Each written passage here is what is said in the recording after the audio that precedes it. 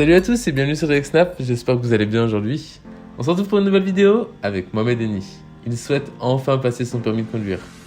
Fini la voiture sans permis et fini d'être sur le siège passager. Mais enfin bon, il ne l'a pas encore passé, il s'est simplement renseigné sur les démarches à suivre pour le passer. Mais finalement, après quelques recherches, il se rend vite compte de la complexité que c'est de passer son permis de conduire.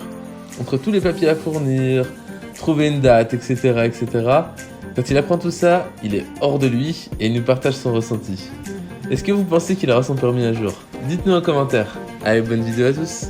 Les amis, c'est un truc de fou pour passer le permis de conduire en France. Oh là là, Adim, c'est plus facile d'avoir le permis avion, le permis de bateau, de paquebot, oh là, qu'avoir le permis de conduire.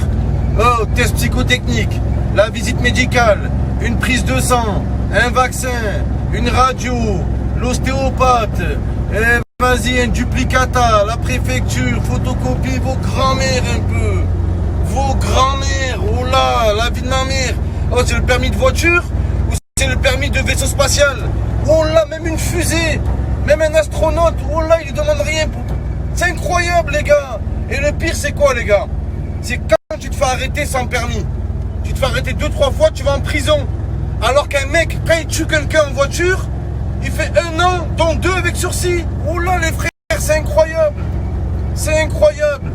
Oh là là, Adim. Les gens en voiture, ils tuent des gens, ils prennent 2 mois sursis, dont 3 fermes, je comprends rien. Oh là, c'est la réalité en France. Tu te fais arrêter sans permis de conduire. Tu prends 2-3 mois de prison ferme, tu tues quelqu'un, tu vas pas en prison. Oh là là, Adim, frère. Toi, tu conduis sans permis, alors tu sais conduire tout.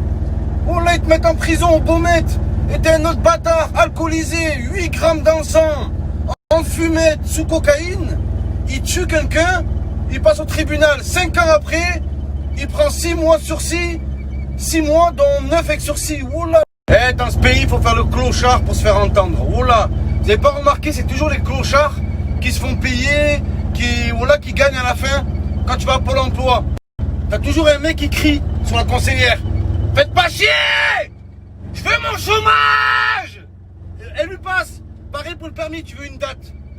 Bonjour monsieur, je peux avoir une date cordialement s'il vous plaît pour pouvoir conduire dans ce pays légalement? Il te dit non, il n'y a pas. L'autre il arrive, un clochard. Je veux une date! Une date! Et où là il a une date? Il a une date! Oh là, c'est incroyable! Faut crier pour se faire entendre dans ce pays. T'es respectueux, ils s'en battent les couilles de ta vie. Et quand tu cries comme la buraliste, voilà, s'il vous plaît, vous pouvez me payer, repasse à l'heure.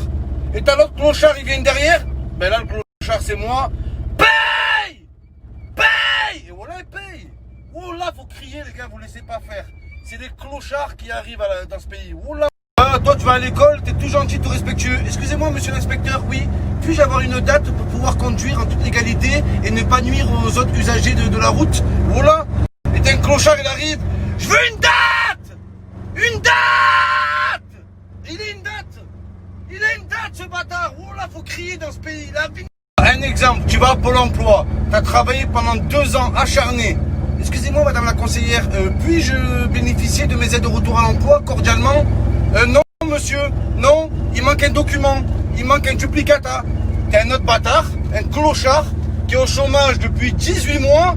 Il arrive. Paye! Paye mon chômage! Paye! J'ai mal à la tête! Paye!